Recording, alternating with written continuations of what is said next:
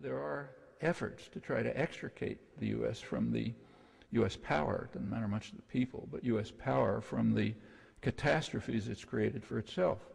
The most recent such effort, right on the front pages now, so I'll keep to that one, is the Baker-Hamilton report, the Iraq Study Group report, which has some interesting features, very interesting.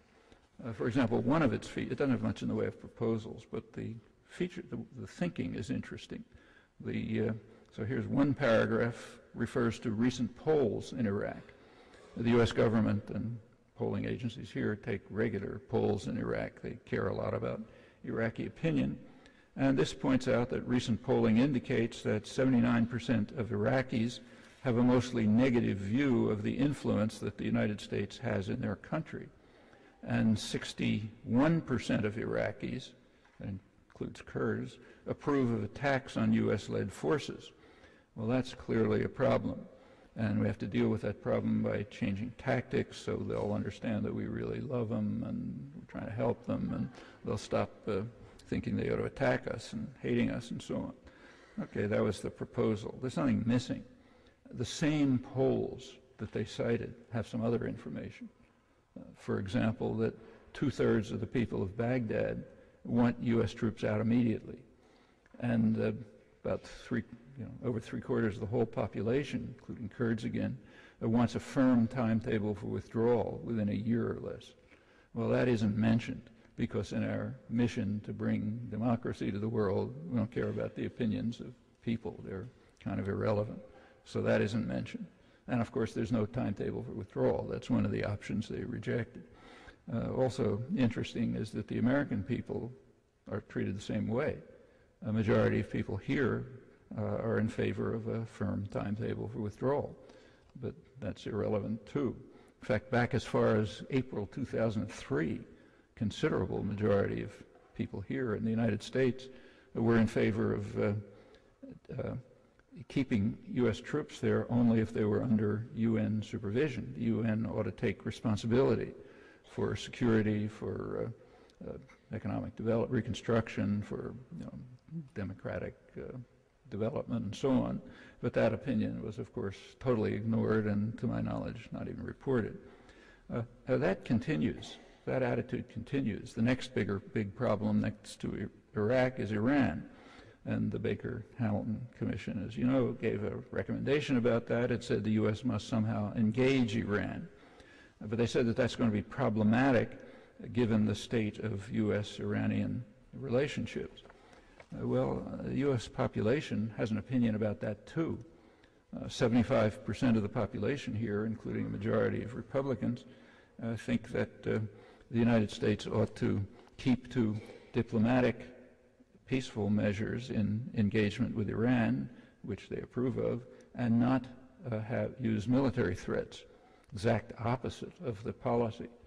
The same attitudes are true of the people of the region. They don't like Iran, and they don't certainly like armed Iran, but a majority of the population of the regional states favors a nuclear-armed Iran to any form of military intervention, just as people here do.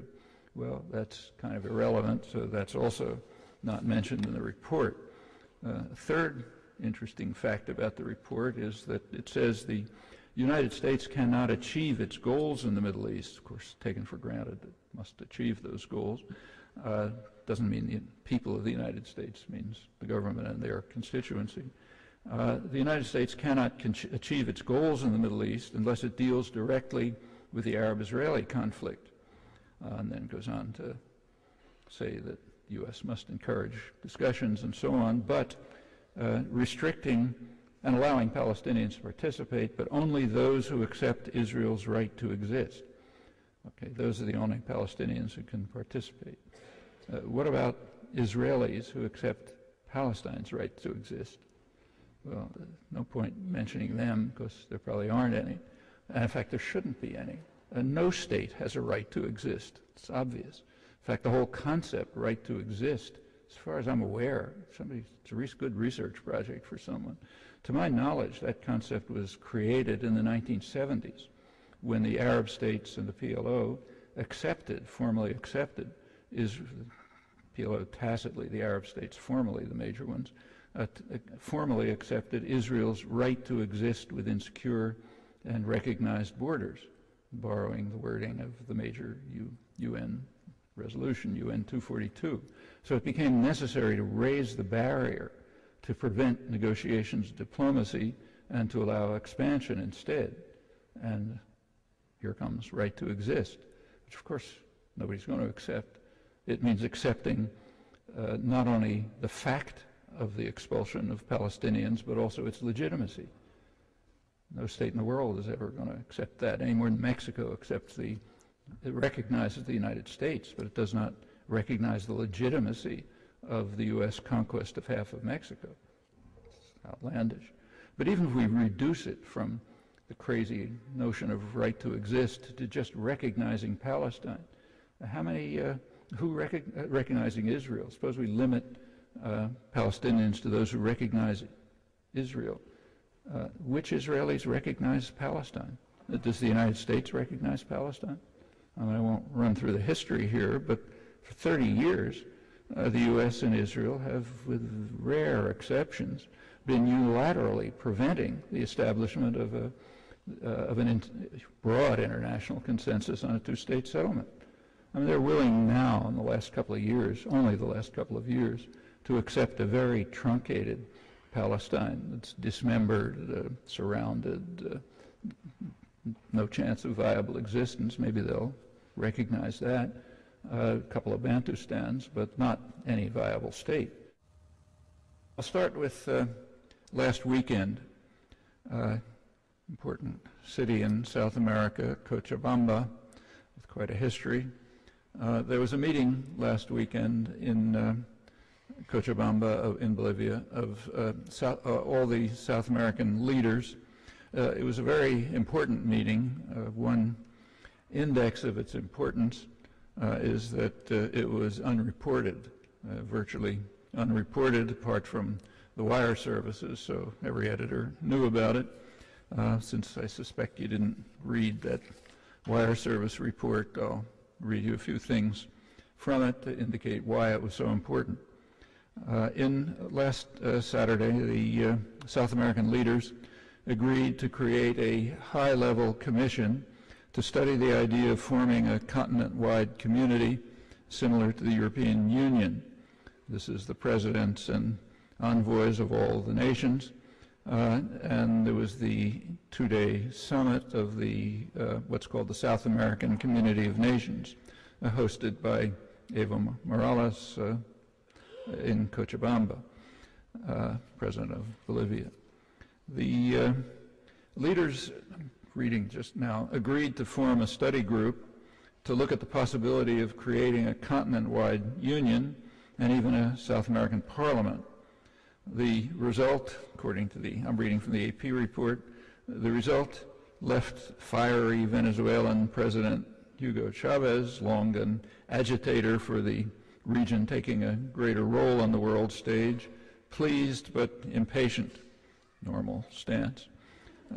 They goes on to say that the discussion over South American unity will continue later this month when Mercosur, South American Trading Bloc, has its regular meeting. That'll include leaders from Brazil, Argentina, Venezuela, Paraguay, and Uruguay.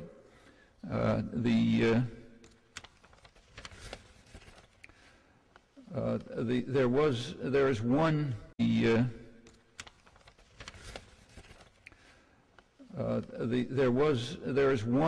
has been one point of hostility in South America. That's Peru, Venezuela. But it points out that Chavez and Peruvian President Alan Garcia took advantage of the summit to bury the hatchet after having exchanged insults earlier in the year. And that was the only real conflict in South America, so that seems to have been smoothed over.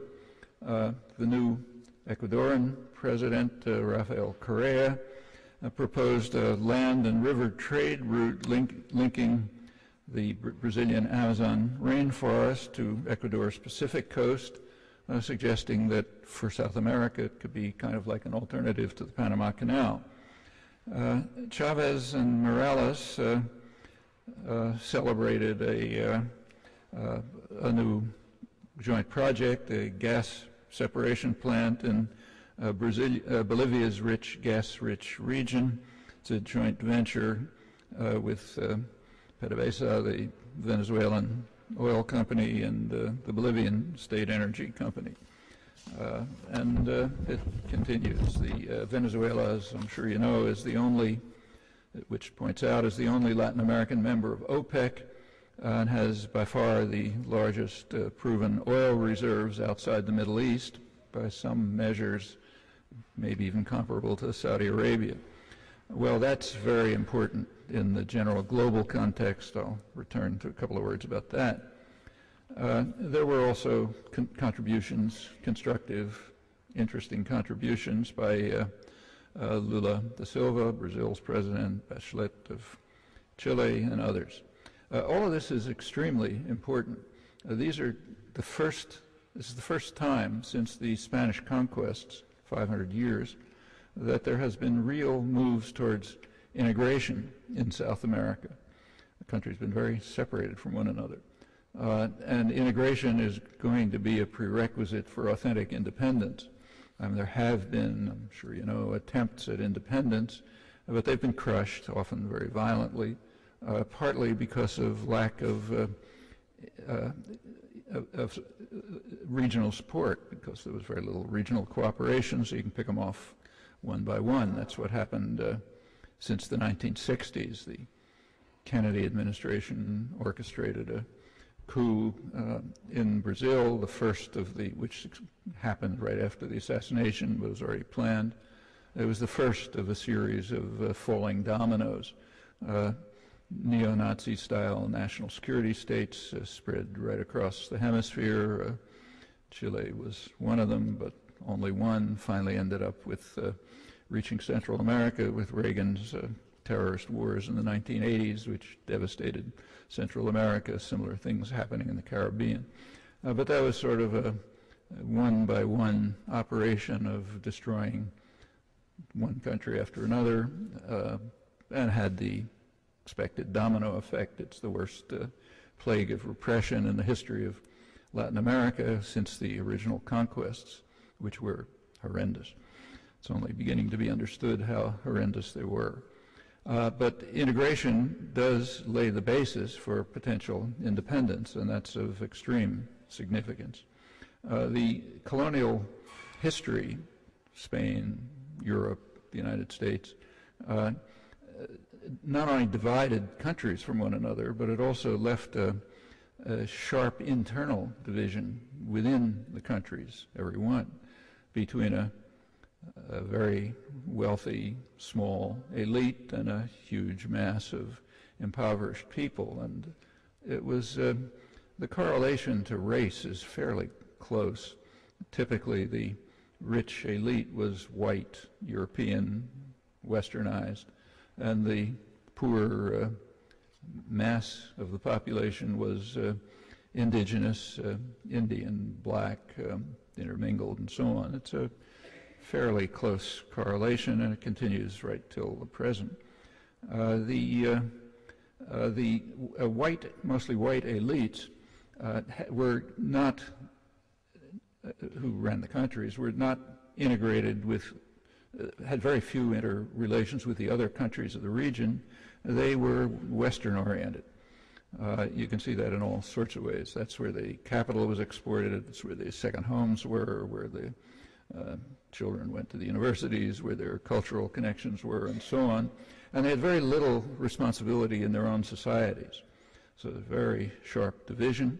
They were also very you can see it, for example, in imports are mostly luxury goods, overwhelmingly. Development, such as it was mostly foreign. It was much more open, Latin America, much more open to foreign investment than, say, East Asia. It's part of the reason for their different paths of development in the past, radically different paths of development in the last couple of decades. And of course, the elite elements were very strongly sympathetic to the neoliberal programs of the last 25 years, which enriched them. Destroyed the countries, but enriched them. Latin America, more than any region in the world outside of Southern Africa, adhered rigorously to the so-called Washington Consensus, what's called outside the United States, the neoliberal programs of roughly the past 25, 30 years. And everywhere where they were rigorously applied, they led to a disaster. There's scarcely an exception. Very striking correlation.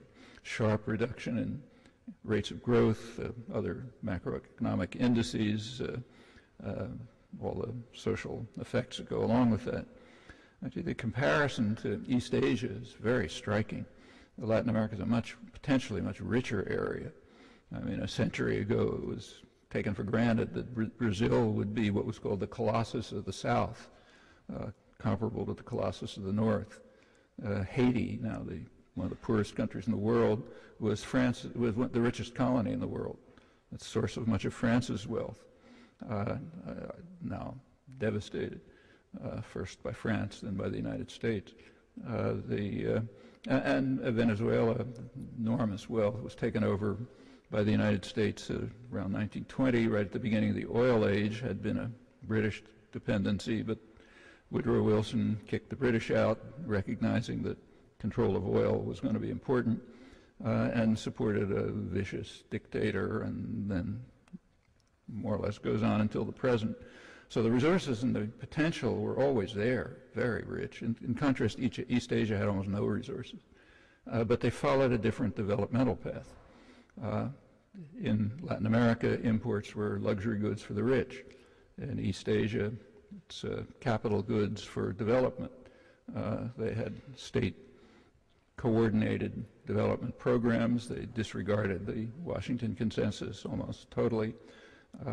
Capital controls on export of capital, harsh punishments for it, pretty egalitarian societies, a lot of authoritarian, sometimes pretty harsh, but educational programs, health programs, and so on. In fact, they followed pretty much the developmental paths of the currently wealthy countries, which are radically different from the rules that are being imposed on the South. And that goes way back in history. You go back to the 17th century, the commercial and industrial centers of the world were China and India. Life expectancy in Japan was greater than in Europe. Europe was kind of like a barbarian outpost, but it had advantages, mainly in savagery. Conquered the world, imposed something like the neoliberal rules on the conquered regions, and itself very high protectionism, a lot of state intervention, and so on. So Europe developed. The United States, as a typical case, had the highest tariffs in the world, most protectionist country in the world during the period of its great development. In fact, a typical case had the highest tariffs in the world, most protectionist country in the world during the period of its great development. In fact, as late as 1950, when the United States literally had half the world's wealth, its tariffs were higher than the Latin American countries today, which are being ordered to reduce them. Massive state intervention in the economy. Economists don't talk about it much, but the current economy in the United States relies very heavily on the state sector. That's where you get your computers and the internet and your airplane traffic and transit of goods, container ships, and so on. Almost entirely comes out of the state sector, including pharmaceuticals, management techniques, and so on. Won't go on to that, but it's a strong correlation right through history. Those are the methods of development. The neoliberal methods created the third world, and in the past 30 years, they have led to disasters in Latin America and Southern Africa, the places that most rigorously adhered to them, but whereas there was growth and development in East Asia, which disregarded them, following the rules, following pretty much the model of the currently rich countries. Well, there's a chance that that will begin to change. There are finally efforts inside South America, unfortunately not in Central America, which has just been pretty much devastated by the terror of the last, of the 80s particularly. But in South America, from Venezuela to Argentina, it's, I think, the most exciting place in the world. There's reactions to this. After 500 years, there's a beginning of efforts to overcome these overwhelming problems. The integration that's taking place that I just read about is one example. There's efforts of the Indian population, the indigenous population is for the first time in hundreds of years taking a really, beginning in some of the countries, take a very active role in their own affairs. In Bolivia, they succeeded in taking over the country, they controlling their resources, Bolivia, and it's also leading to significant democratization, real democracy, in which the population participates. So take, say, Bolivia, it's the poorest country in the hemisphere, in South America. Haiti's poor. It had a real democratic election last year, of a kind that you can't imagine in the United States or in Europe, for that matter. There was mass popular participation. People knew what the issues were. The issues were crystal clear and very important. And people didn't just participate on election day. These are things they had been struggling about for years. Actually, Cochabamba is a symbol of it. I'll come back to that. So clear issues, popular participation, ongoing efforts, elected someone from their own ranks. I won't bother to compare it to the United States. You can work it out for yourselves. But that's a real democratic election of the kind we can't imagine. In fact, in our elections, the issues are unknown. There's careful efforts to make sure that the issues are unknown to the public for good reasons. There's a tremendous gap between public opinion and public policy, so you have to keep away from issues and concentrate on imagery and delusions and so on. The elections are run by the same industries that sell toothpaste on television. You don't expect to get information from a television ad. You don't expect to get information about a candidate from debates, advertisements, and the other paraphernalia that goes along with what are called elections here. There's a lot of fuss on the left about election irregularities, like, you know, the voting machines were tampered with, didn't count the votes right, and so on. That's all accurate and of some importance, but of far more importance is the fact that elections just don't take place, not in any meaningful sense of the term election. And so it doesn't matter all that much if there was some tampering. I suspect that's why the population doesn't get much exercised over it.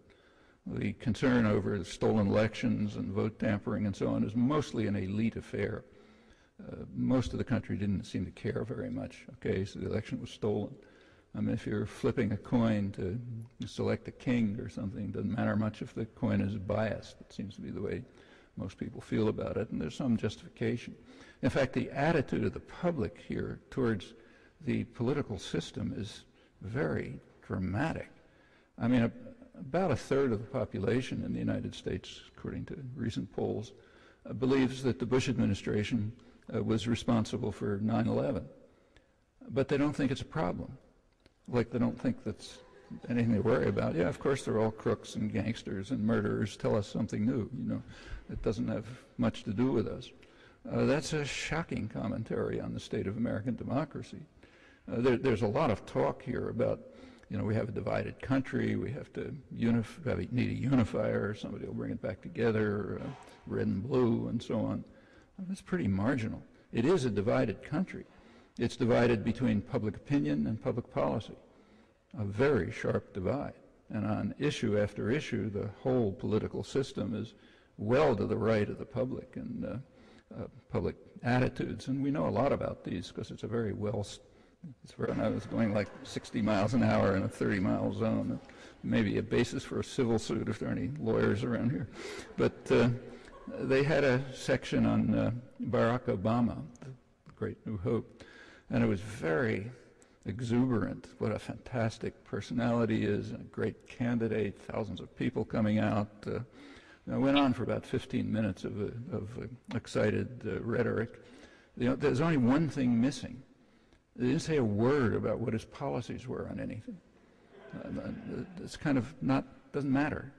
He's a unifier. He looks at you and he talks to you. He's a really decent guy, great background.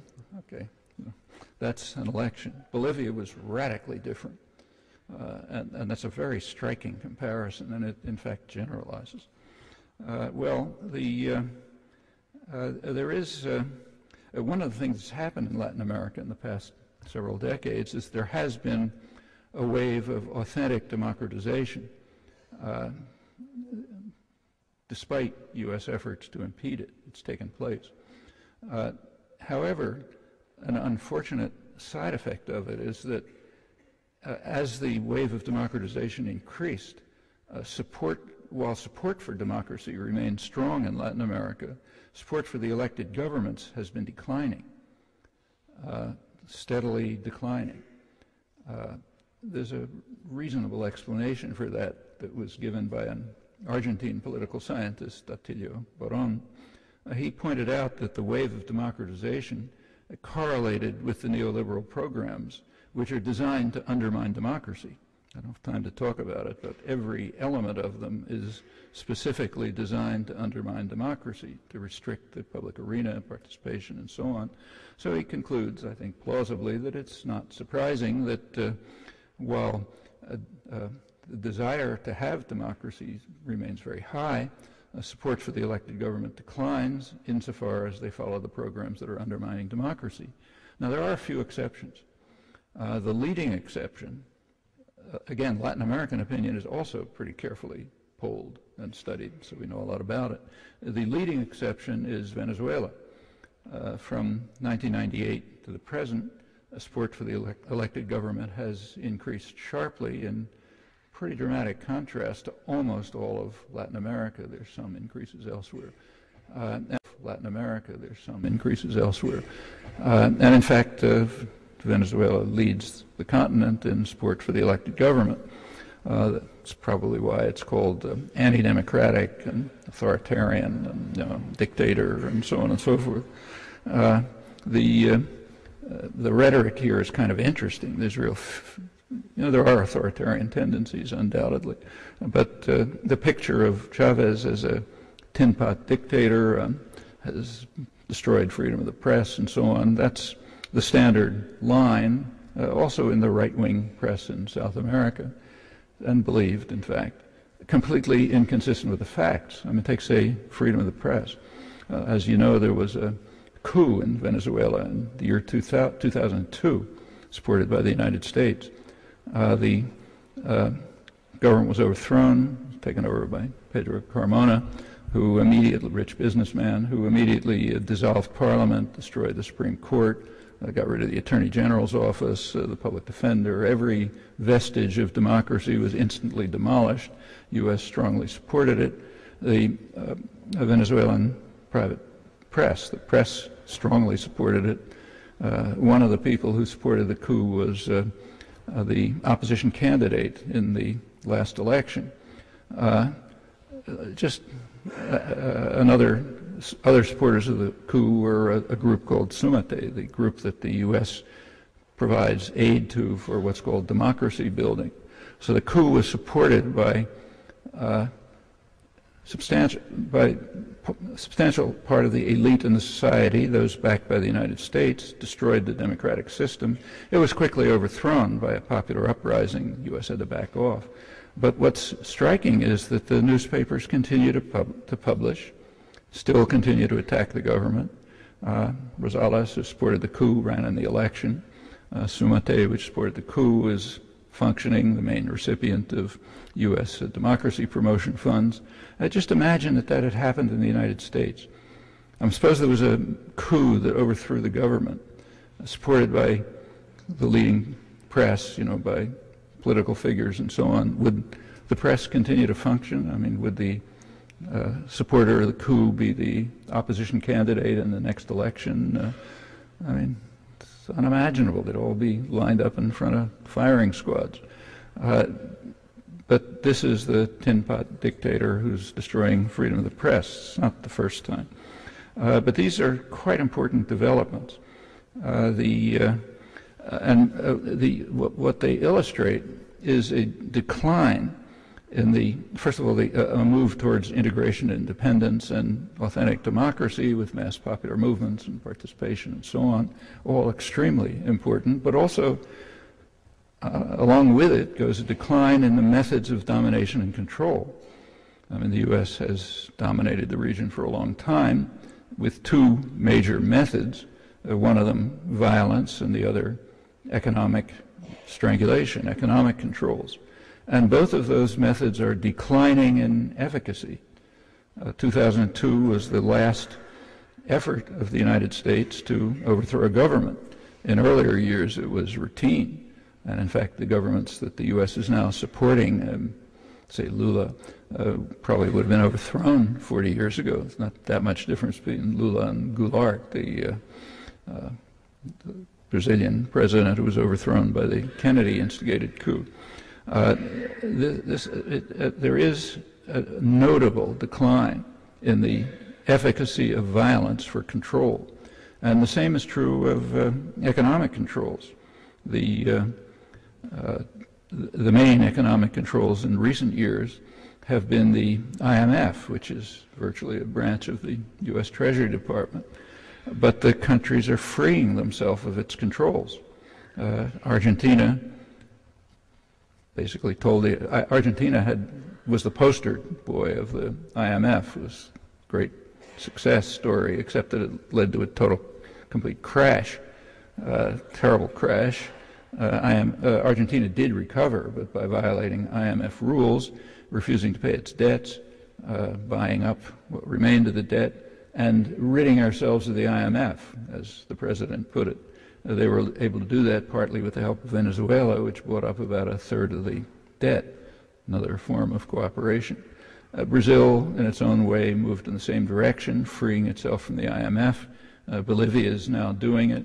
Bolivia had been, again, a rigorous, obedient student of the IMF for about 25 years. It ended up with per capita income lower than when it started. Well, now they're getting rid of the IMF too, again with Venezuelan support. And as this proceeds through in fact, the IMF itself is in serious trouble. If you look at the business pages, you'll notice that its viability is in question because it's not getting the kinds of funds it used to get from the role it played in being what one of the U.S. executive director of the IMF once called it the credit community's enforcer. It's like the mafia. They're the goons who are sent in to get the payments, the default and so on. But they're not getting it anymore, and their own funds are running low. They may not survive. Well, all of this is just one aspect of the weakening of the economic controls alongside the weakening of the controls of violence, and that's going hand in hand with the steps towards integration and independence. The U.S. has had to have a policy change. There's still a distinction between the good guys and the bad guys. The good guys happen to be governments that the U.S. probably would have overthrown 40 years ago, like Lula's Brazil. That's one of the good guys. Morales and Chavez, they're the bad guys. Well, that's the party line. You've read it over and over. In order to maintain it, it's necessary to finesse some of the facts, like, for example, the fact that when Lula was reelected in October, the good guy, his first act was to fly to Caracas to support Chavez's electoral campaign. It's the bad guy. Now, that wasn't reported in the United States, too remote from the party line. Also, Lula dedicated a Brazilian project in Venezuela, a bridge over the Orinoco River, new development projects, and so on. That's all the wrong story. And as I mentioned, as the AP reported, Venezuela has been in the lead of trying to move towards regional integration. That's what the Chavez's Bolivian Alternatives for the Americas, ALBA, is supposed to be about. That involves efforts to develop institutions for an integrated South America. The Petro-America is kind of an integrated plan for an integrated energy system of the kind that China is trying to initiate in in Asia, also very worrisome to the United States. Telesur is an effort to break through the closely guarded Western media monopoly. It's a big story in itself. The University of the South, if it takes off, would be an academic center for the Americas and so on. Well, the U.S. is kind of losing control. It's not that U.S. policies change. Policy has to be adjusted. The U.S. has not given up on means of violence and economic control, but taking new forms. So the training of Latin American officers by the U.S. has gone way up very sharply in the last few years, and they're being trained differently. The training is being shifted from the State Department to the Pentagon. That's of some significance. When training of Latin American officers is under State Department controls, there's at least theoretically congressional supervision of human rights violations and so on. Not very many teeth in it, but at least it's sort of there.